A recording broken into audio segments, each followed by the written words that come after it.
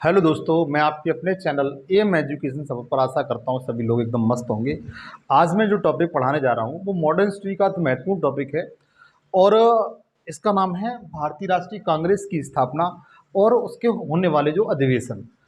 आप कोई भी एग्जाम दे रहे हो, ऐसा हो ही नहीं सकता है कि मॉडर्न हिस्ट्री से क्वेश्चन नहीं आए। और मॉडर्न हिस्ट्री का जो क्वेश्चन, मॉडर्न हिस्ट्री की बात करें तो मॉडर्न हिस्ट्री में सबसे ज़्यादा जो पूछा जाने वाला टॉपिक है, जो 1-5 में अपना स्थान रखता है, वो है भारतीय राष्ट्रीय कांग्रेस और उसके अधिवेशन। अक्सर इससे रिलेटिव आपको क्वेश्चन मिल जाते हैं, क्योंकि मैं आज आपको इसमें ये बताऊंगा कि भारत मतलब अंग्रेजों को, यद्यपि इसकी स्थापना एक अंग्रेज द्वारा की गई थी, एक यूरोपीय व्यक्ति था उसके द्वारा की गई थी। उनको ऐसा क्या लगने लगा था कि भारत में एक राजनीतिक संगठन होना चाहिए। कंडीशन मित्र ये थी कि 1857 की जो क्रांति हुई थी उसके बाद भारत में छोटे छोटे राजनीतिक दल निकलने लगे थे। और उस समय अनेक पत्र पत्रिकाएं, मैगजीन, अखबार का उदय हो चुका था, जिसके माध्यम से जो भारतीय लोग थे, भारतीय जो प्रशिक्षित वर्ग था, वह अपने अधिकारों की मांग करने लगा था, अपने स्वतंत्रता की मांग करने लगा था, उन पर हो रहे अत्याचार की मांग करने लगा था। भारत में जो आर्थिक धन की निकासी होने लगी थी उसको रोकने का प्रयास करने लगा था। अर्थात इन सब बातों में को ध्यान में रखते हुए अंग्रेजों ने यह समझा कि यदि इन लोगों को हमें कंट्रोल करना है, एक नियंत्रण करना है, तो इनकी जो शिक्षित वर्ग है उसका एक राजनीतिक दल बनाना चाहिए। राजनीतिक दल बना देना चाहिए, जिससे क्या होगा कि यह राजनीतिक दल जो भारत में उठने वाली चिंगारी को दबाने का कार्य करेगा। अर्थात अंग्रेजों की सोच थी, ब्रिटिश हुकूमत की सोच थी, यह थी कि यह हम एक ऐसा राजनीतिक संगठन बनाएंगे जो हमें अपनी मांग रखेगा और उन मांगों को हम स्वीकार करेंगे। कैसे स्वीकार करेंगे, ये हमारे ऊपर निर्भर होगा। अतः ऐसी ही कंडीशन में कांग्रेस की स्थापना हुई। जो राजनीतिक दल था वो कांग्रेस था, भारतीय राष्ट्रीय कांग्रेस, जिसकी स्थापना हुई। अब देखिए, इसकी स्थापना के बारे में बताता हूं मित्र, कि जो भारतीय राष्ट्रीय कांग्रेस थी इसकी स्थापना 28 दिसंबर कब हुई थी बच्चों, ध्यान रखना आप। हालांकि इन बातों को हम अच्छी तरह जानते हैं जो बताने जा रहा हूं, लेकिन रिकवर करने के लिए, रिवीजन करने के लिए हमें कुछ नहीं जाता है। ये आप देख लेंगे तो आपका रिवीजन हो जाएगा।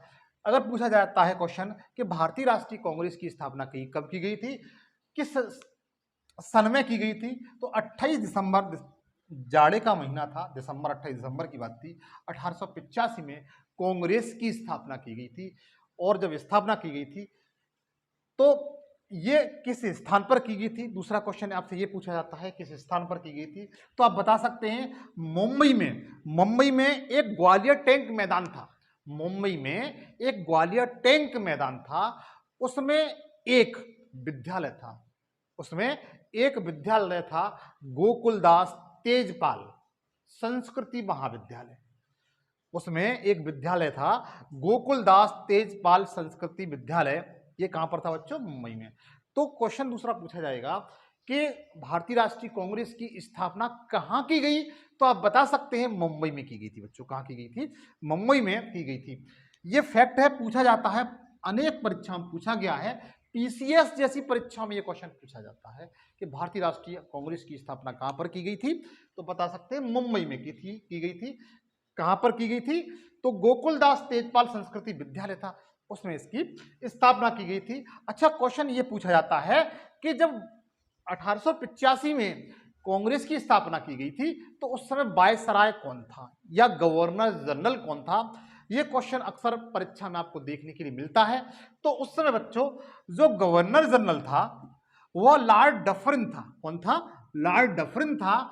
और यह बताया जाता है कि जो भारतीय राष्ट्रीय कांग्रेस थी, यह लॉर्ड डफरिन के दिमाग की उपज थी, क्योंकि इसके शासनकाल में छोटे छोटे विद्रोह अनेक होने लगे थे।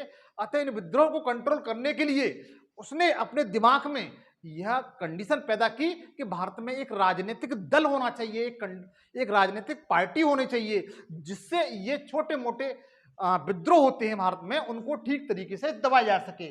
तो ये जो भारतीय राष्ट्रीय कांग्रेस थी, वह लॉर्ड डफरिन के दिमाग की उपज थी। देख पूछा जाता है, क्वेश्चन पूछा गया है कि आप ये बताइए कि भारतीय राष्ट्रीय कांग्रेस किस गवर्नर जनरल के दिमाग की उपज थी, तो बता सकते हैं लॉर्ड डफरिन। और उस समय जब इसकी स्थापना हुई थी, उस समय इसका जो गवर्नर जनरल भारत का जो था, वह लॉर्ड डफरिन था, जिसका शासनकाल 1884 से लेकर के 1888 तक था। अच्छा, इसकी जो स्थापना हुई थी उस समय इसमें कितने लोग मेंबर थे इसके, और तो आप बता सकते हैं जब स्थापना हुई थी इसकी, तब इसमें 72 प्रतिनिधियों ने भाग लिया था। कितने? 72 प्रतिनिधियों ने भाग लिया था। क्या हुआ था बच्चों? 72 प्रतिनिधियों ने भाग लिया था। यह बात आपको क्लियर कर रखनी है। और अगर पूछा जाता है कि इस भारतीय राष्ट्रीय कांग्रेस का जो पिता था या फाउंडर था, संस्थापक था, तो पूछा जाता है तो आप बता सकते हैं एओ हुम। जो भारतीय राष्ट्रीय कांग्रेस का जो पिता या संस्थापक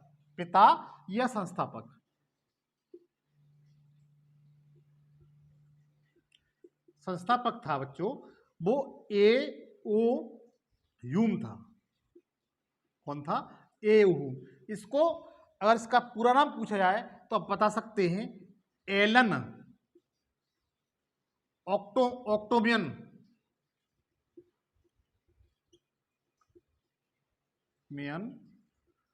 ह्यूम,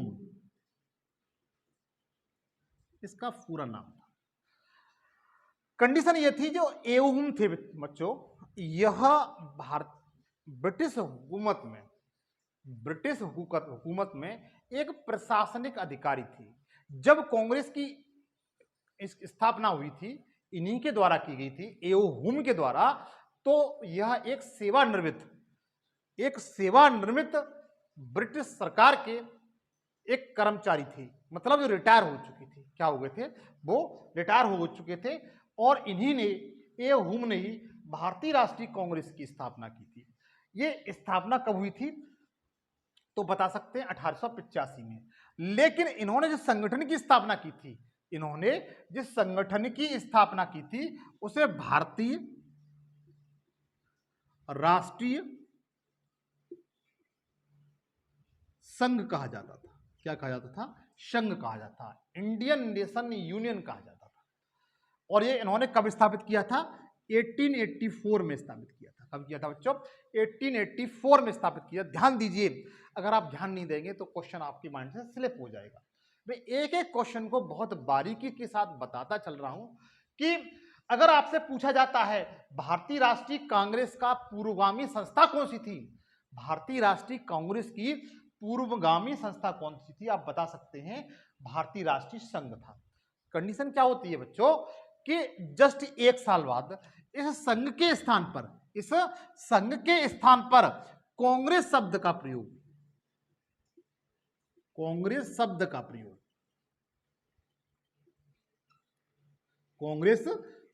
का प्रयोग दादा भाई नौरोजी के कहने पर जोड़ा गया। किसके कहने पर बच्चों?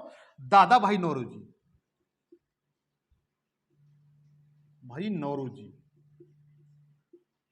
जिन्हें भारत का वायोवृद्ध पुरुष कहा जाता है, grand old man of India कहा जाता है। दादा भाई नौरोजी को क्या कहा जाता है? Grand old man of India कहा जाता है, भारत का वायोवृद्ध व्यक्ति कहा जाता है, जिन्होंने संघ के स्थान पर कांग्रेस शब्द का प्रयोग किया। मतलब भारतीय राष्ट्रीय कांग्रेस, पहले क्या था? भारतीय राष्ट्रीय संघ था, लेकिन इन्होंने, दादा भाई नौरोजी ने, संघ के स्थान पर कांग्रेस शब्द का प्रयोग किया। कांग्रेस एक अमेरिकी शब्द है बच्चों। किसका क्या शब्द है? अमेरिकी शब्द है, जिसका अर्थ होता है कि कुछ लोगों का समूह, कुछ लोगों की संस्था या समूह। इतना आपको क्लियर हुआ। ये किसी भी तरीके से क्वेश्चन पूछा जाता है तो आप बड़े आराम से इसे बता ले जाएंगे और आपके समझ में आ जाएगा, इतना आपको क्लियर, यहां से क्वेश्चन आते हैं और पूछे जाते हैं। अच्छा, अब मैं आपको यह बताऊंगा, यद्यपि इसकी जो स्थापना थी, कांग्रेस की जो स्थापना थी, ब्रिटिश हुकूमत द्वारा तैयार की गई थी, लेकिन जो भारतीय राष्ट्रीय कांग्रेस थी, इसके बारे में लोगों के क्या क्या मत हैं। ब्रिटिश जो गवर्नर थे या ब्रिटिश जो व्यक्ति थे, वह इस भारतीय राष्ट्रीय कांग्रेस के बारे में क्या सोचते थे, उन्होंने क्या क्या स्टेटमेंट दिए हैं जो हमारी परीक्षा में अक्सर देखने के लिए हमें मिलते हैं, हमें देखने के लिए मिलते हैं, उनको मित्र मैं आपको यहां पर बताने का प्रयास करूंगा। लेकिन यहां पर आपको थोड़ा सा मैं एओ हुम के बारे में बताना चाहूंगा। एओ हुम जो थे, क्योंकि इनसे क्वेश्चन आता है, एओ हुम थे जिन्हें एलन ऑक्टेवियन ह्यूम कहा जाता है। ये स्कॉटलैंड के निवासी थे, स्कॉटलैंड के निवासी थे। स्कॉटलैंड के निवासी पूछा जाता है, ये कहां के निवासी थे? स्कॉटलैंड के। बच्चों, कहां के निवासी थे? स्कॉटलैंड के निवासी थे।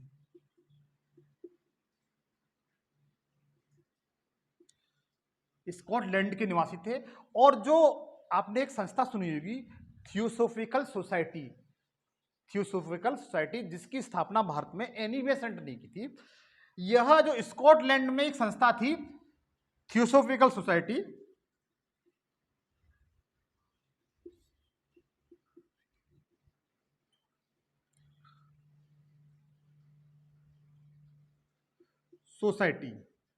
के सदस्य थे। कैसे थे? के सदस्य थे। मित्र, ये बताया जाता है कि एओ हुम जो थे, जो भारतीय किताबें हैं, इतिहास की किताबें ये बताती हैं कि एओ हुम जो थे वह भारतीयों के प्रति बहुत निष्ठावान थे। तभी तो उन्होंने भारत में भारतीय राष्ट्रीय कांग्रेस की स्थापना की, क्योंकि वह जानते थे इनके माध्यम से वो अपनी मांग रख सकते हैं, अपनी याचिका है, अपने अधिकार है, उनकी मांग कर सकते हैं। तो क्योंकि थियोसोफिकल सोसाइटी थी, वह एक सामाजिक सोसाइटी थी जिसमें मानव अधिकारों पर विशेष बल दिया जाता था।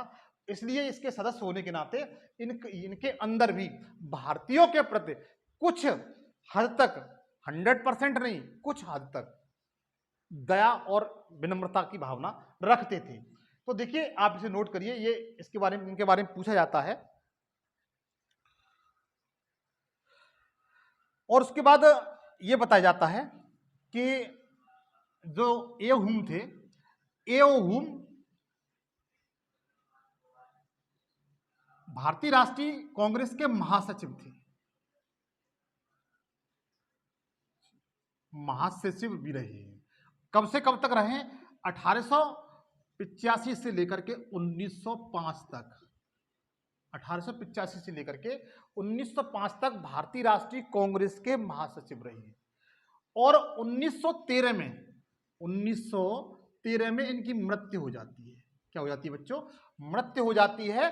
और मृत्यु के अवसर पर जब इनकी मृत्यु हुई थी 1913 में, तो उसी वर्ष कांग्रेस का एक अधिवेशन हुआ था।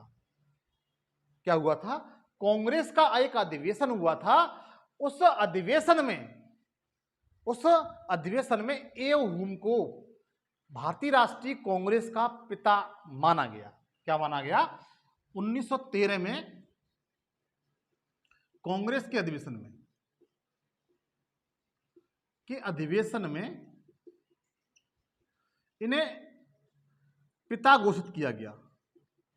भारतीय राष्ट्रीय कांग्रेस का पिता घोषित किया गया।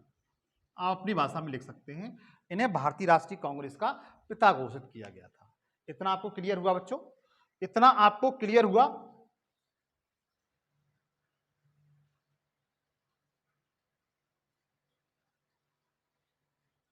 एक क्वेश्चन इनसे और बनता है बच्चों, एक क्वेश्चन इनसे ये बनता है कि एओ हुम की जीवनी किसने लिखी है? जो 1913 में मृत्यु हो गई थी, उसके बाद इनकी जीवनी लिखी गई थी। तो ये पूछा जाता है कि एओ हुम की जीवनी किसने लिखी है? एओ हुम की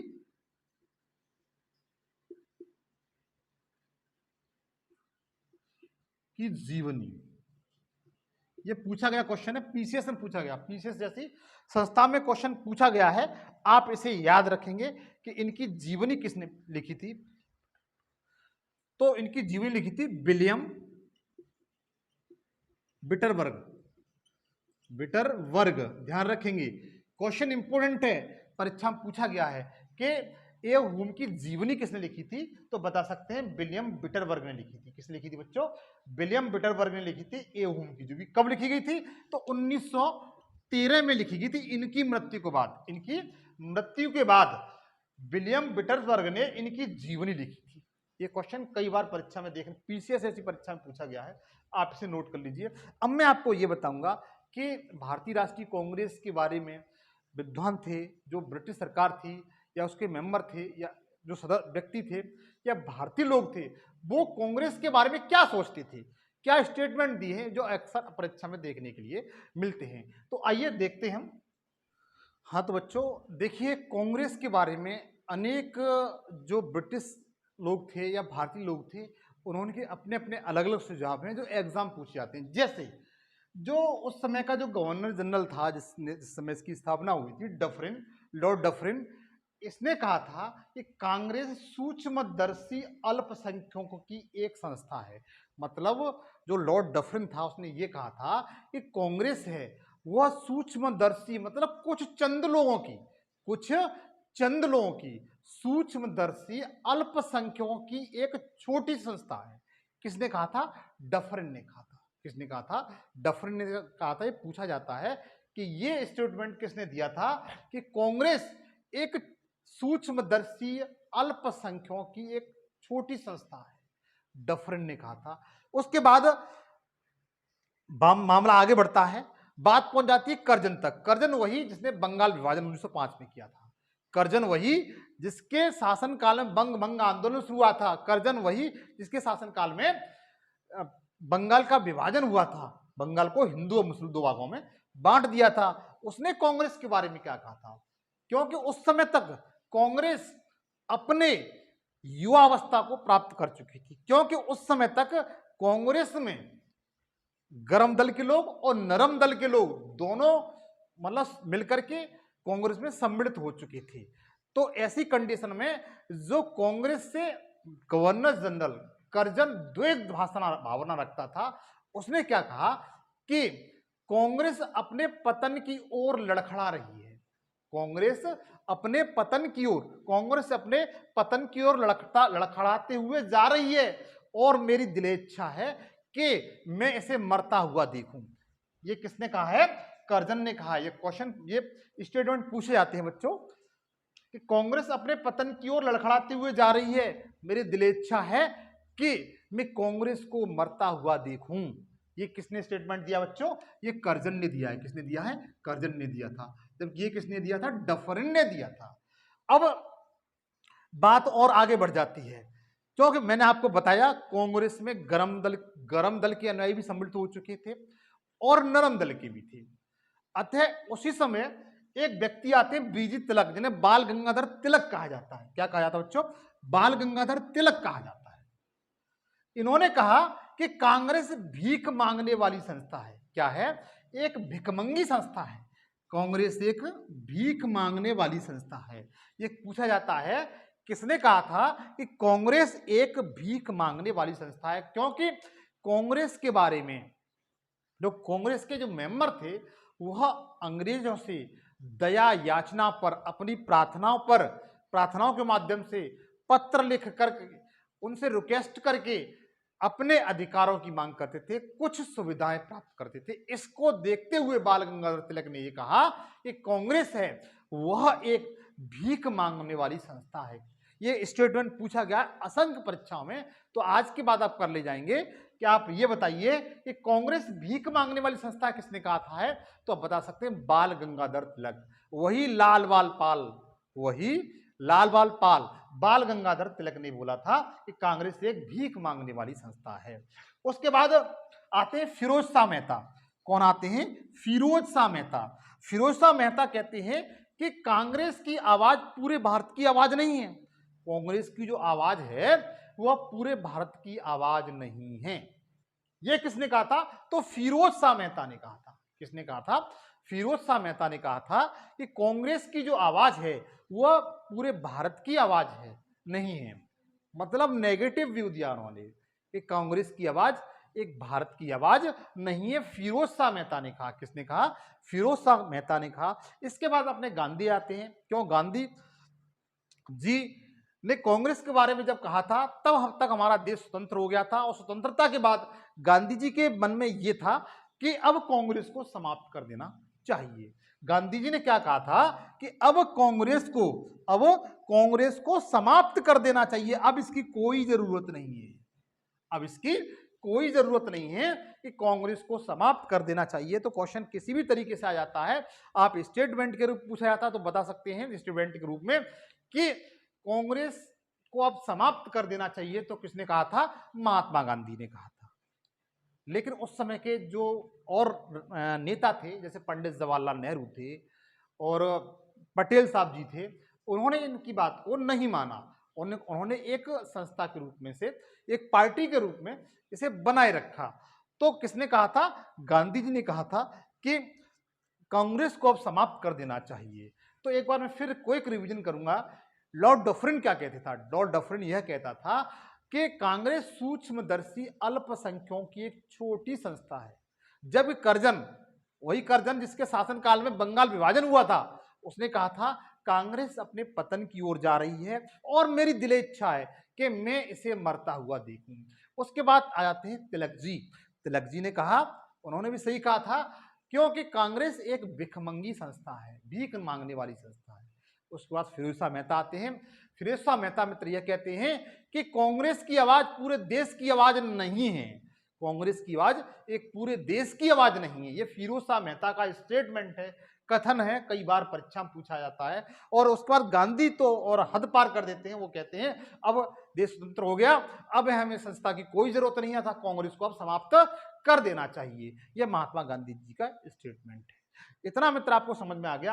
अब मैं आपको लेके चलता हूं जो कांग्रेस के महत्वपूर्ण अधिवेशन हैं, उसके अध्यक्ष कौन से हैं, कौन कौन से स्थान पर हुए, कब हुए, उस अधिवेशन में क्या क्या भूमिका रही है, उसके बारे में बताऊंगा। जब तक आप इसका एक स्क्रीनशॉट ले लीजिए। अब हम चलते हैं आगे की ओर। हाँ तो बच्चों, इसमें मैं आपको ये बताऊंगा कि कांग्रेस के जो प्रमुख अधिवेशन हुए हैं उनकी अपनी अपनी क्या भूमिका है, किस स्थान पर हुए हैं, कैसे हुए हैं। जैसे इसका पहला अधिवेशन जो कांग्रेस का था, उसका पहला अधिवेशन 1885 में हुआ। बच्चों कब हुआ है? 1885 में। और कहाँ पर किया गया था? ये मुंबई में किया गया था। कहाँ पर किया गया था? मुंबई में। मुंबई वही स्थान, ग्वालियर टैंक गोपाल जो विद्यालय था, और इसकी जो अध्यक्षता की थी डब्ल्यू.सी. बनर्जी ने की थी। किसने की थी? डब्ल्यू.सी. बनर्जी ने इसकी अध्यक्षता की थी। कहां पर हुआ था? मुंबई में। तो ग्वालियर टैंक था। कौन सा टैंक था बच्चों? ग्वालियर टैंक था। ग्वालियर टैंक में गोकुल दास तेजपाल संस्कृति महाविद्यालय था, उसमें हुआ था। अब देखिए, इसकी पहले अधिवेशन की जो अध्यक्षता की थी वो डब्ल्यू.सी. बनर्जी ने की थी। डब्ल्यू.सी. बनर्जी लिखा हुआ आ जाए या व्योमेश चंद्र बनर्जी लिखा हुआ आ जाए, बात एक ही है। या डब्ल्यू.सी. बनर्जी लिखा हुआ आ जाए या व्योमेश चंद्र बनर्जी लिखा हुआ आ जाए, बात एक ही है। इसमें जो कितने प्रतिनिधियों ने भाग लिया था, ये क्वेश्चन पूछा जाता है, तो आप बता सकते हैं। इसमें 72 प्रतिनिधियों ने, कितने बच्चों? 72 प्रतिनिधियों ने भाग लिया था। और ये पहला अधिवेशन था। कौन सा? पहला अधिवेशन था। इसमें 72 प्रतिनिधियों ने भाग लिया था।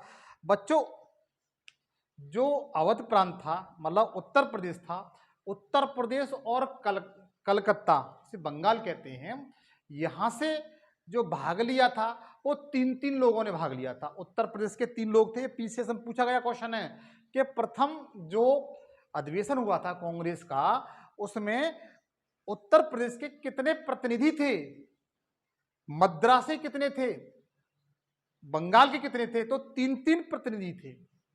3-3 प्रतिनिधि थे। सबसे ज्यादा जो प्रतिनिधि थे वो महाराष्ट्र और गुजरात के थे। ठीक है। अच्छा, पहला अधिवेशन आपको क्लियर हो गया। और इसमें एक क्वेश्चन पूछा जाता है कि जो प्रथम अधिवेशन के में हुआ था उसके महासचिव कौन थे? तो महासचिव आप याद रखेंगे कि जो कांग्रेस के जन्मदाता हैं, ए.ओ. हुम, एलन ऑक्टोमियन यूम, वही इसके महासचिव थे। कौन थे बच्चों? वही इसके महासचिव थे। जो दूसरा अधिवेशन हुआ था, कौन सा? सेकंड अधिवेशन हुआ था। जो दूसरा अधिवेशन हुआ था 1886 में, कब हुआ है बच्चों? 1886 में। जो दूसरा अधिवेशन हुआ है कहां पर हुआ है? कलकत्ता में हुआ है। कहां पर हुआ है? कलकत्ता में अधिवेशन हुआ है। कहां हुआ है? कलकत्ता में। 1886 में दूसरा सेकंड अधिवेशन हुआ है, जिसकी अध्यक्षता दादा भाई नौरोजी ने की थी। किसने की थी? दादा भाई नौरोजी, जिन्हें भारत का वायोवृद्ध या grand old man of India कहा जाता है। इन्होंने भारत में जो धन निकासी का सिद्धांत दिया था, धन निकासी का सिद्धांत दादा भाई नौरोजी ने दिया था। जो दूसरा सम्मेलन कांग्रेस का हुआ था, उसकी विशेषता यह थी कि यह प्रथम पारसी, दादा भाई नौरोजी कौन थे? पारसी थे। कौन से थे? पारसी थे। तो पूछा जाता है कि आप ये बताइए कि कांग्रेस के प्रथम पारसी अध्यक्ष कौन थे? तो बता सकते हैं कि दादा भाई नौरोजी थे बच्चों। कौन थे? दादा भाई नौरोजी। और इतना ही नहीं, इन्होंने तीन बार भारतीय राष्ट्रीय कांग्रेस की अध्यक्षता की है। कब कब की है? पहले 1886 में की है, दूसरी 1893 में की है, और 1906 में की है। 3 बार ये भारतीय राष्ट्रीय कांग्रेस के अध्यक्ष रहे। कब कब रहे? 1886 में रहे हैं, 1893 में रहे हैं, और 1906 में रहे। ये कांग्रेस के अध्यक्ष रहे हैं। तो प्रथम पारसी अध्यक्ष कौन थे? दादा भाई नौरोजी। दूसरा सम्मेलन कहां पर हुआ था? कलकत्ता में हुआ था। कब हुआ था? दिसंबर में हुआ था। उसके बाद चलते हैं तीसरे सम्मेलन की ओर। देखिए, पहला कहां पर हुआ है? मुंबई में हुआ है। पहला कहां पर हुआ है? मुंबई में हुआ है। दूसरा कहां हुआ है? कलकत्ता में। पहला मुंबई मतलब पश्चिम में, दूसरा पूर्व में, बिल्कुल कलकत्ता में जाकर के। तीसरा हुआ है दक्षिण में, कलकत्ता मद्रास में हुआ है। 1887 में हुआ है। कब हुआ है? 1887 हुआ है, मद्रास में हुआ है बच्चों। कहां हुआ है? मद्रास में हुआ है। तो पहला मुंबई में हुआ, दूसरा कलकत्ता में हुआ, तीसरा मद्रास में हुआ। कब कब हुआ? 1885, 1886 और 1887, तीनों लगातार हैं। यदि आप इन जो शुरुआत के 4 अधिवेशन हैं उन्हें क्लियर कर लेते हैं, तो यहां से कांग्रेस का जो शुरुआत के में क्वेश्चन पूछे जाते हैं वो आप बड़े आराम से कर ले जाएंगे। तो तीसरा अधिवेशन है जो मद्रास में हुआ है, इसकी जो अध्यक्षता की है वो बदरुद्दीन तैयब जी ने की है। किसने की है? बदरुद्दीन तैयब जी। और यह प्रथम मुस्लिम थे जिन्होंने कांग्रेस की अध्यक्षता की है। क्वेश्चन पूछा जाता है कि कांग्रेस के पहले मुस्लिम अध्यक्ष कौन थे? तो बता सकते हैं कि बदरुद्दीन तैयब जी थे। कौन थे बच्चों? बदरुद्दीन तैयब जी थे, जिन्होंने कांग्रेस की अध्यक्षता की। ये कौन थे? प्रथम मुस्लिम थे। कौन थे बच्चों? प्रथम मुस्लिम थे। किसी भी तरीके से क्वेश्चन आ जाए कि पहले मुस्लिम कांग्रेस के अध्यक्ष कौन थे, तो बता सकते हैं बदरुद्दीन तैयब जी। कहां पर अध्यक्षता हुई? मद्रास में हुई। कब हुई? 1887 में हुई। अब चलते हैं चौथे अधिवेशन की ओर। कौन से? चौथे अधिवेशन की ओर चलते हैं। ये थर्ड था और ये फोर्थ है। चौथा अधिवेशन बच्चों हुआ है वो 1888 में हुआ है। कब हुआ है? 1888 में हुआ है, और इलाहाबाद में किया गया था, जिसका का वर्तमान नाम प्रयागराज है। कब हुआ? 1888 में हुआ। कहां पर हुआ? इलाहाबाद में हुआ। तो देखिए, कांग्रेस अपना धीरे धीरे अपने जो प्रसिद्धियों से बढ़ाती हुई जा रही है। पहला मुंबई में हुआ, दूसरा कलकत्ता में हुआ, तीसरा मद्रास में हुआ, और चौथा उत्तर प्रदेश के इलाहाबाद में हुआ, मतलब मध्य भारत में हुआ। तो इस तरीके से ये अपना विस्तार, अपना यश और नाम धीमे धीमे बढ़ाने की कोशिश कर रही है। इसकी विशेषता क्या थी कि इसकी जो अध्यक्षता थी वो जॉर्ज यूल नामक एक अंग्रेज ने की थी। किसने की थी? जॉर्ज यूल नामक एक अंग्रेज था। अर्थात क्वेश्चन पूछा जाता है कि ऐसा कौन सा अधिवेशन था जिसकी अध्यक्षता अंग्रेज ने की थी, तो बता सकते हैं चौथा अधिवेशन था। कौन सा? चौथा अधिवेशन था। अर्थात पहला यूरोपीय भारतीय राष्ट्रीय कांग्रेस का अध्यक्ष कौन था, तो बता सकते हैं जॉर्ज यूल था। ये कौन थे? गैर भारतीय प्रथम यूरोपीय व्यक्ति थे। कौन थे? प्रथम यूरोपीय व्यक्ति थे और गैर भारतीय थे। अब तक केवल 4 अंग्रेज हैं, 4 यूरोपीय हैं, जो कांग्रेस की अध्यक्षता कर चुके हैं। क्वेश्चन पूछा गया है अब तक कितने लोगों ने, गैर भारतीयों ने, अंग्रेजों ने भारतीय राष्ट्रीय कांग्रेस की अध्यक्षता की है, तो 4 हुए। 4 में पहले कौन से आपके, जॉर्ज यूले हैं। इन्होंने कहां पर की थी, कलकत्ता में की थी। कौन सा अधिवेशन था, चौथा अधिवेशन था। कब की थी, 1888 में की थी। अब चलते हैं हम अगले अधिवेशन की तरफ। आपको शुरुआत के 4 आपको 100% याद होना चाहिए। आप इन्हें 4 से 5 बार रिवीजन कर लेंगे, शुरुआत के 4 अधिवेशन, तो आप बहुत कुछ अच्छा कर ले जाएंगे। क्या क्या विशेषता रही है, कौन मुस्लिम अध्यक्ष था, पहला पारसी अध्यक्ष कौन था, गैर भारतीय अध्यक्ष कौन था, यूरोपीय अध्यक्ष कौन था, इन चारों में आपको ये सारे क्वेश्चन देखने के लिए अधिवेशनों में मिल जाएंगे। अब हम चलते हैं बच्चों नेक्स्ट अधिवेशन की तरफ। अगला अधिवेशन 1886 में हुआ है। कौन सा हुआ है, 1886 में हुआ है, और यह कलकत्ता में किया गया था। क्या किसमें किया गया था, कलकत्ता में किया गया था। अब मैं आपको बताने जा रहा हूं कि देखिए ये ऐसे नहीं है, हर अधिवेशन की अपनी अपनी अपनी अलग अलग विशेषता है। 1886 में जो अधिवेशन हुआ है वो कलकत्ता में हुआ है। इसकी जो अध्यक्षता है बच्चों, वो रहीमउद्दौला समानी ने की है। रहीमउद्दौला, अगर समानी आपको याद नहीं रहता है तो रहीमउद्दौला समानी ने की है। कब की है, 1896 में की है। कब की है, 1896 में की है। किसने की, रहीमउद्दौला समानी ने की है। और इसमें कंडीशन क्या हुई थी पता है आपको, इस समय प्रथम बार भारत को जो राष्ट्रीय गीत है, भारत का जो राष्ट्रीय गीत है वंदे मातरम, कौन सा, वंदे मातरम, बंकिम चंद्र चटर्जी द्वारा रचित, बंकिम चंद्र चटर्जी द्वारा रचित भारत का राष्ट्रीय गीत कौन सा, वंदे मातरम, यह प्रथम बार गाया गया था। ध्यान दीजिए, यहां पर आपको एक बहुत बड़ी चीज दिखाई देगी। क्या चीज दिखाई देगी, आप नहीं पहुंचे। भारत का पहला राष्ट्रीय गीत वंदे मातरम गाया गया था। किसकी अध्यक्षता में गाया गया था, रहीमउद्दौला, मुस्लिम इसका अध्यक्ष था। और ये वंदे मातरम राष्ट्रीय गीत गाया गया है। मतलब इससे ये निकल के आता था कि उस समय हिंदू और मुस्लिम संप्रदाय थे, सभी लोग एक थे, न कि वर्तमान समय की तरह, न कि वर्तमान समय की तरह। उस समय जो मेजोरिटी थी वह लगभग समान थी। उस समय हिंदू और मुस्लिम जो मेजोरिटी थी वो सब समान थी। वो केवल अपना देश जानते थे, न कि धर्मवाद। तो पूछा जाता है कि वंदे मातरम जो राष्ट्रीय गीत है कब गाया गया था, तो बता सकते हैं 1896 में कलकत्ता अधिवेशन में गाया गया था। इसकी अध्यक्षता रहीमउद्दौला समानी ने की थी। इतना बच्चों क्लियर होगा आपको। उसके बाद देखते हैं 1905 में, 1905 की बात है बच्चों। उस समय जो भारत का वायसराय था वो लॉर्ड कर्जन था, जिसे बंगाल विभाजन का जनक कहा जाता। उसी के टाइम में बंगाल विभाजन हुआ था। क्या हुआ था, बंगाल विभाजन हुआ था 1905 में। तो उसी समय 1905 में ही कांग्रेस का अधिवेशन वाराणसी में हुआ है। कहां हुआ है बच्चों, वाराणसी में हुआ है। कहां हुआ है, वाराणसी में हुआ है। और इसकी अध्यक्षता किसने की थी, गोपाल कृष्ण गोखले। नाम सुना होगा आपने, थोड़ा बहुत तो पढ़े होंगे। गोपाल कृष्ण गोखले, वही गोपाल कृष्ण गोखले जो महात्मा गांधी जी के राजनीतिक गुरु थे। अगर पूछा जाता है कि महात्मा गांधी के राजनीतिक गुरु कौन थे, तो गोपाल कृष्ण गोखले।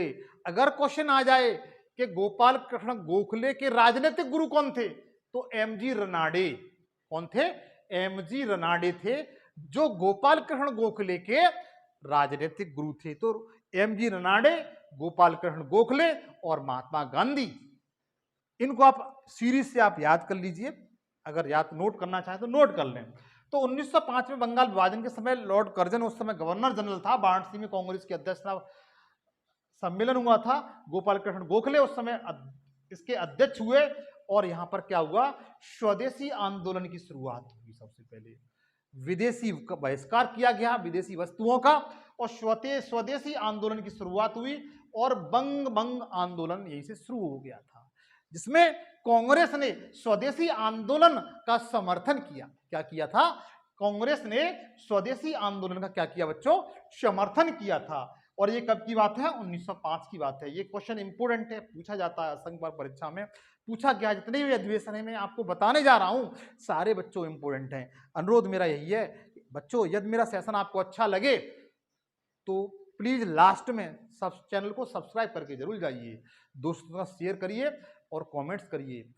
देखिए बच्चे, आगे क्या होता है कि 1906 में, 1905 के बाद 1906 चलते हैं। फिर देखिए लगातार 3 अधिवेशन याद कर लीजिए, 1905, 1906, 1907, तीनों अधिवेशन इंपोर्टेंट हैं। 1906 में क्या होता है बच्चों कि 1906 में कलकत्ता में, कहां पर? कलकत्ता में कांग्रेस का अधिवेशन होता है। कब होता है? 1906 में होता है। इसकी अध्यक्षता किसने की थी? दादा भाई नौरोजी ने की थी। किसने की थी? दादा भाई नौरोजी। वही दादा भाई नौरोजी जिन्होंने कांग्रेस का दूसरे अधिवेशन की अध्यक्षता की थी। कब की थी? 1886 में। प्रथम ये कौन थे? पारसी थे। इनके शासन, इनके समय में अध्यक्षता के टाइम पर क्या विशेषता निकली कि स्वराज शब्द का पहली बार प्रयोग किया गया। किसका बच्चों? कांग्रेस में, कांग्रेस के अधिवेशन में स्वराज शब्द का, स्वराज शब्द ही कह रहा हूं मैं, स्वराज शब्द का कांग्रेस में पहली बार इसका प्रयोग किया गया कि स्वराज्य हम लेकर रहेंगे, स्वराज्य अब हमें चाहिए। स्वराज शब्द का पहली बार प्रयोग किया गया किसकी अध्यक्षता में? दादा भाई नौरोजी की अध्यक्षता में। ये कब हुआ था? 1906 में हुआ था। कहां पर हुआ था? कलकत्ता में हुआ था। अब देखिए 1907 पे आते हैं। मैंने कहा कि 5, 6, 7 आप 3 याद कर लीजिए, 5, 6, 7। 5 में क्या हुआ है? 6 में क्या हुआ? 7 में क्या हुआ है? 7 में क्या होता है कि 1907 में कांग्रेस का अधिवेशन होता है और कहां पर हुआ? गुजरात के सूरत में हुआ था बच्चों। कहां पर हुआ था? गुजरात के सूरत में हुआ है। और इसकी अध्यक्षता थी वो रास बिहारी बोस ने की थी। किसने की? रास बिहारी बोस ने इसकी अध्यक्षता की। 1907 में कांग्रेस का अधिवेशन हुआ, इसकी अध्यक्षता रास बिहारी बोस ने की। क्या विशेषता निकल के आई इसकी? इसमें प्रथम बार जो कांग्रेस था उसका विभाजन हो गया, क्योंकि कांग्रेस में उस समय तक बाल गंगाधर तिलक, लाला लाजपत राय, बिपिन चंद्र पाल जैसे, रास बिहारी बोस जैसे नेता सम्मिलित हो चुके थे। और 1907 में जो सूरत में अधिवेशन हुआ था जिसकी अध्यक्षता रास बिहारी बोस ने की थी, उसमें कांग्रेस का विभाजन हो गया। कांग्रेस 2 भागों में टूट गई। कैसे टूट गई? 2 भागों में।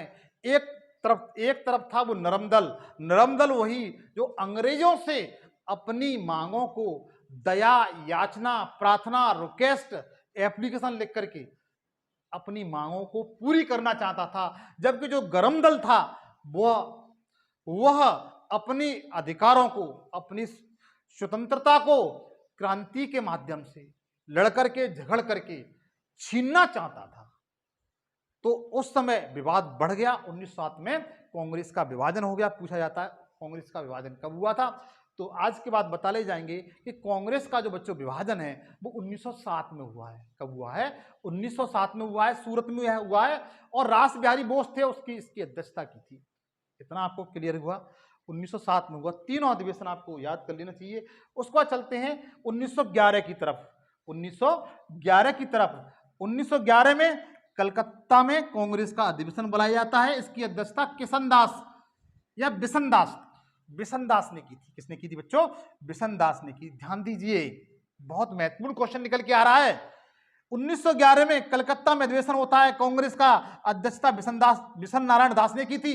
इसमें प्रथम बार राष्ट्रीय गान गाया गया था। कौन सा राष्ट्रीय गान? जिसे आप गाते हैं, जन गण मन गति नायक जय हे भारत भाग्य विधाता।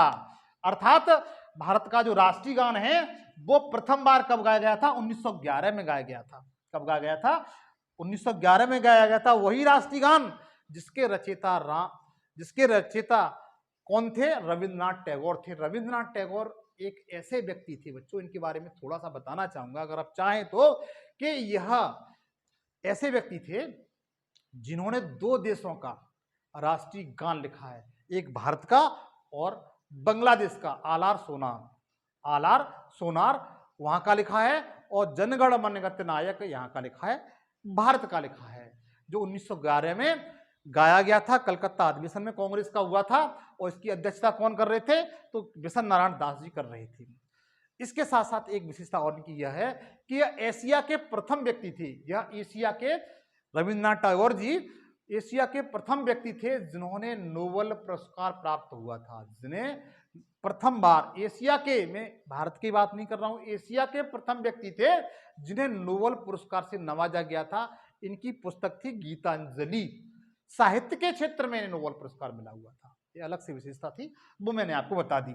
अगला चलता है बच्चों, ये आपको दिखाई नहीं दे रहा होगा शायद, लेकिन बता देता हूं कि 1916 में लखनऊ, एक फिर कांग्रेस का अधिवेशन होता है 1916 में, 1911 के बाद 1916 में कांग्रेस का अधिवेशन लखनऊ में होता है बच्चों। कहां होता है? लखनऊ में होता है। और इसकी अध्यक्षता है वो अंबिका चरण मजूमदार ने की है। किसने की है? अंबिका चरण मजूमदार ने। किसने की बच्चों? अंबिका चरण मजूमदार ने की है। इसमें क्या हुआ कि बंगाल विभाजन हो गया था, उसके बाद जस्ट 1906 में मुस्लिम लीग की स्थापना हुई थी जिन्ना के नेतृत्व में। तो जो मुस्लिम लीग थी वह 1916 में लखनऊ में कांग्रेस से आकर मिल गई। किससे? कांग्रेस से आकर मिल गई, क्योंकि बंगाल विभाजन हो चुका था, मुस्लिम समुदाय भी उससे अंग्रेजों से डरा हुआ था। उसके बाद जो 1907 में कांग्रेस का विभाजन हो गया था, जो गरम दल था, जो अलग हो गया था, वह भी 1916 में मुस्लिम लीग के साथ कांग्रेस में शामिल हो गया। किसमें? कांग्रेस में शामिल हो गया। तो पूछा जाता है, इसे लखनऊ समझौता भी कहा जाता है, इसे लखनऊ समझौता भी इसे कहा जाता है। तो इसमें क्या हुआ? 1916 में लखनऊ में कांग्रेस का अधिवेशन हुआ, अंबिका चरण मजूमदार ने इसकी अध्यक्षता की, मुस्लिम लीग और गरम दल दोनों कांग्रेस में शामिल हो गए। इसी में सबसे पहले बाल गंगाधर तिलक जी ने कहा, इसी में सबसे पहले बाल गंगाधर तिलक जी ने कहा कि स्वराज्य मेरा जन्मसिद्ध अधिकार है, स्वराज्य मेरा जन्मसिद्ध अधिकार है, इसे मैं लेके रहूंगा। ये पूछा जाता है कि कांग्रेस के किस अधिवेशन में बाल गंगाधर तिलक ने यह कहा था कि स्वराज्य मेरा जन्मसिद्ध अधिकार है, इसे मैं लेके रहूंगा। तो आज के बाद बता ले जाएंगे 1916 में लखनऊ में जो कांग्रेस का सम्मेलन हुआ था, जिसमें बाल गंगाधर तिलक ने कहा था कि स्वराज्य मेरा जन्मसिद्ध अधिकार है, इसे लेकर रहूंगा। इसकी अध्यक्षता अंबिका चरण मजूमदार ने की। इसके बाद कुछ और अधिवेशन हैं जिनके बारे में आपको बताता हूं मैं इसी वीडियो में, बस बने रहिए।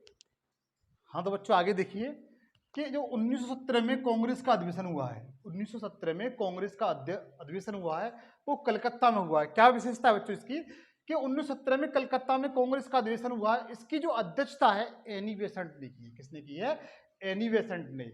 इसकी विशेषता क्या निकल के आती है बच्चों कि कांग्रेस की अध्यक्षता करने वाली ये प्रथम महिला थी। क्वेश्चन पूछा जाएगा, कई तरीके से क्वेश्चन पूछा जाता है कि कांग्रेस की अध्यक्षता करने वाली प्रथम महिला कौन थी? तो आप बता सकते हैं एनी बेसेंट थी। कौन सी थी? एनी बेसेंट थी। कौन सी बच्चों थी? एनी बेसेंट थी। कांग्रेस की अध्यक्षता करने वाली प्रथम महिला कौन थी? तो एनी बेसेंट थी। कांग्रेस की अध्यक्षता केवल 3 महिलाओं ने की है। कांग्रेस की अध्यक्षता 3 महिलाओं ने की है। पहली महिला आपकी एनी बेसेंट थी, दूसरी जो महिला थी सरोजिनी नायडू। कौन सी थी? सरोजिनी नायडू थी, जिन्होंने कानपुर में 1925 में कांग्रेस की अध्यक्षता की थी। वो दूसरी महिला थी, लेकिन प्रथम भारतीय थी। अगर क्वेश्चन पूछा जाता है कि प्रथम भारतीय महिला जो जिन्होंने कांग्रेस की अध्यक्षता की थी वो कौन थी? वो सरोजिनी नायडू थी। कहां पर की थी? कलकत्ता में की थी। मतलब मेरा कहने वाला ये 17 में की है और वो 25 में उन्होंने की थी। कब की थी? 25 में की थी। और तीसरी जो महिला थी वो नलिनी सिंह गुप्ता थी। कौन सी थी? नलिनी सिंह गुप्ता थी। उन्होंने 3 महिला थी, एनी बेसेंट, सरोजिनी नायडू और नलिनी सिंह गुप्ता। ये 3 महिलाओं ने कांग्रेस की अध्यक्षता की है। तीनों पूछी जाती है, नहीं के रूप में पूछी जाएंगी, आपको तीनों याद होनी चाहिए। उसके बाद 1920 में कलकत्ता, 1920 में कांग्रेस का एक विशेष अधिवेशन बुलाया गया। कुछ जरूरत पड़ गई थी क्योंकि उस समय तक गांधी जी भारत में आ चुके थे। 1920 में कांग्रेस का कलकत्ता में एक विशेष अधिवेशन बुलाया गया। मतलब लास्ट में होता था, दिसंबर के महीने में होता था, लेकिन ये बीच में बुला लिया गया विशेष अधिवेशन बुलाया गया जिसकी अध्यक्षता लाला लाजपत राय ने की थी। किसने की थी? लाला लाजपत राय ने की थी। इसमें कंडीशन यह हुई जो असहयोग आंदोलन था, हम असहयोग आंदोलन, वही असहयोग आंदोलन जिस समय प्रथम विश्व युद्ध छिड़ चुका था। अंग्रेज चाहते थे कि भारतीय अंग्रेजों की मदद करें, सहयोग करें, और भारत में असहयोग आंदोलन अंग्रेजों के विरुद्ध हुआ कि हम आपकी कोई सहायता नहीं करेंगे, असहयोग नहीं करेंगे, आपको असहयोग करेंगे। तो असहयोग आंदोलन का प्रस्ताव था वो उसमें पास नहीं हो पाया। किसकी अध्यक्षता में? लाला लाजपत राय की अध्यक्षता में विशेष अधिवेशन 1920 में बनाया गया था। लेकिन इसका जो वार्षिक अधिवेशन होता है नागपुर में, वो वीर राघवाचारी की अध्यक्षता में होता है। किसमें होता है? वीर राघवाचारी की अध्यक्षता में होता है। उसमें असहयोग आंदोलन का जो प्रस्ताव था वो पास हो गया। क्या हो गया? वो पास हो गया। असहयोग आंदोलन का प्रस्ताव था बच्चों, क्या हो गया? पास हो गया। उसके बाद अगला जो अधिवेशन है 1924 में होता है। 1924-25 एक साथ याद करेंगे। 1924 में जो अधिवेशन होता है बेलगाम में होता है, और बेलगाम बच्चों कहां पर है? कर्नाटक में है। बहुत इंपॉर्टेंट है, एग्जाम में छपने वाला क्वेश्चन है। 1924 डेट याद रख लेना। 1924 में कांग्रेस का बेलगाम जो कलकत्ता में पड़ता है उसमें अधिवेशन होता है। इसकी अध्यक्षता गांधी जी करते हैं। गांधी जी ने पूरे जीवन में कांग्रेस की अध्यक्षता केवल एक बार की है बच्चों। कितनी बार की है? एक बार की है। गांधी जी ने कांग्रेस की अध्यक्षता केवल एक बार की है। कब की है? 1924 में। कहां पर की है? कर्नाटक के बेलगाम में बच्चों, कर्नाटक के बेलगाम में। आपको ये याद रखना चाहिए इसे। उसका 1925 में कानपुर में कांग्रेस का अधिवेशन बुलाया जाता है, और इसकी अध्यक्षता वो सरोजनी नायडू करती हैं। मैंने बताया ना कि प्रथम भारतीय महिला जिनके द्वारा कांग्रेस की अध्यक्षता की गई वो कौन थी? सरोजनी नायडू थी। कौन थी बच्चों? सरोजनी नायडू थी। सरोजनी नायडू प्रथम भारतीय महिला थी जिन्होंने कांग्रेस की अध्यक्षता की थी। उसके बाद 1929 में लाहौर में पंडित जवाहरलाल नेहरू की अध्यक्षता में, पंडित जवाहरलाल नेहरू की अध्यक्षता में कांग्रेस का अधिवेशन बुलाया जाता। कब बुलाया था? 1929 में। याद रखना, बहुत बड़ी चीज है यहां पर। 1929 में लाहौर में। कहां पर? लाहौर में जाकर के पंडित जवाहरलाल नेहरू की अध्यक्षता में कांग्रेस का अधिवेशन होता है। इसमें क्या होता है कि अंग्रेजों से पूर्ण स्वराज्य की मांग की गई। किसकी बच्चों? पूर्ण स्वराज। हमें अर्ध शासन नहीं चाहिए, हमें पूर्ण स्वराज चाहिए, पूरी स्वतंत्रता चाहिए, पूरे सारे अधिकार चाहिए, शासन प्रशासन दोनों हमारे हाथों में होना चाहिए, केंद्र का भी और राज्य का भी। इसके लिए 26 जनवरी 1930 को जवाहरलाल नेहरू ने और जितने भी सदस्य थे कांग्रेस के, उन्होंने 26 जनवरी 1930 को प्रथम भारतीय स्वतंत्रता दिवस मनाने की घोषणा की। कब? 26 जनवरी 1930 को। तभी से लेकर के आज तक हम लोग 26 जनवरी को प्रतिवर्ष गणतंत्र दिवस के रूप में मनाते हैं। 1931 में फिर कराची में अधिवेशन होता है। 1930 में कहां पर हुआ था? लाहौर में हुआ था।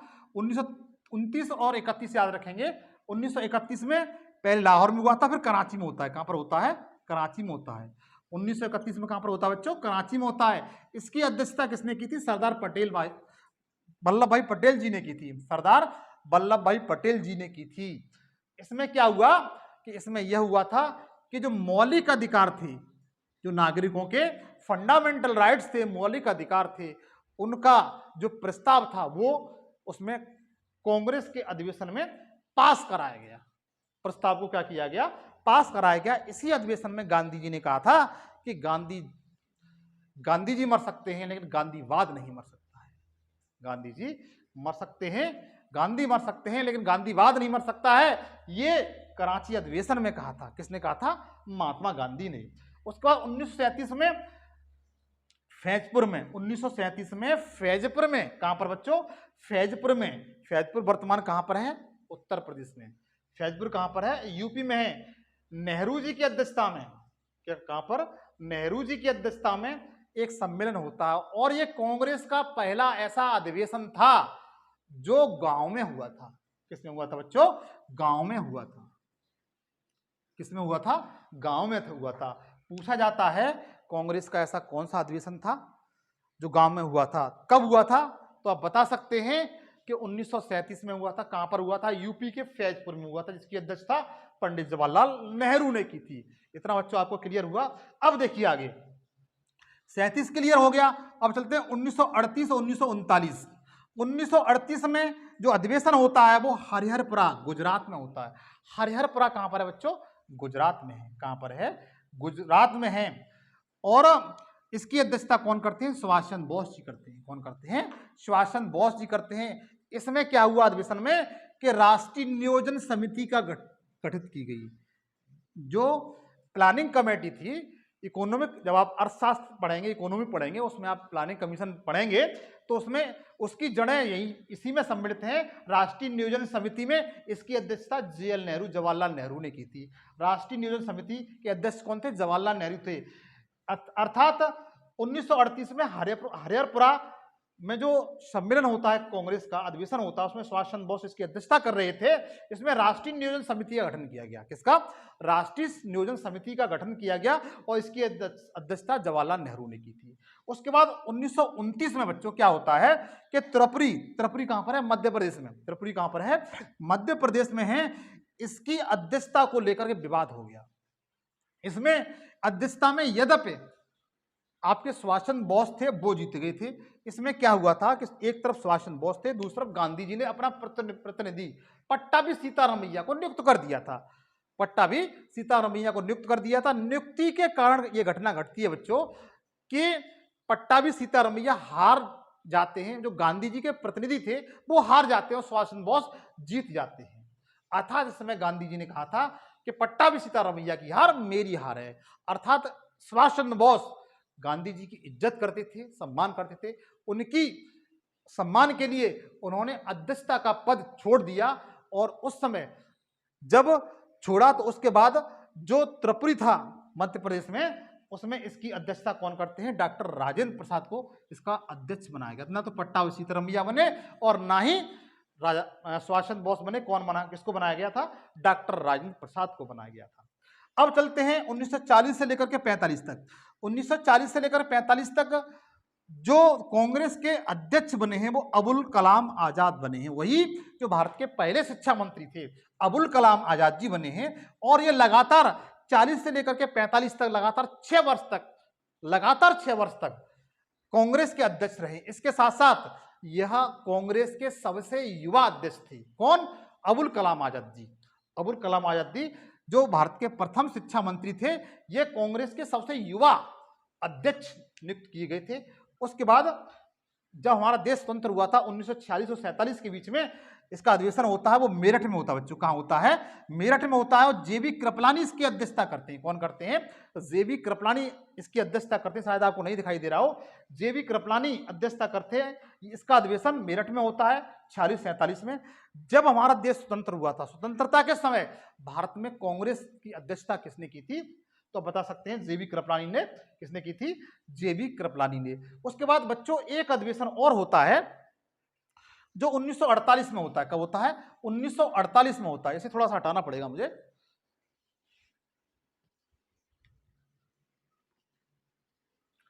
1948 में होता है बच्चों। कब होता है? 1948 में होता है। यह 55वां अधिवेशन था। कौन सा? 55वां अधिवेशन था। कौन सा था? 55वां अधिवेशन था। और यह कहां पर हुआ था? यह जयपुर हुआ था। कहां पर हुआ था? जयपुर में। कहां पर हुआ था बच्चों? जयपुर में हुआ था। और इसकी जो अध्यक्षता है वो पट्टाभी सीतारामैया कर रही थी। कौन से? पट्टाभी सीतारामैया।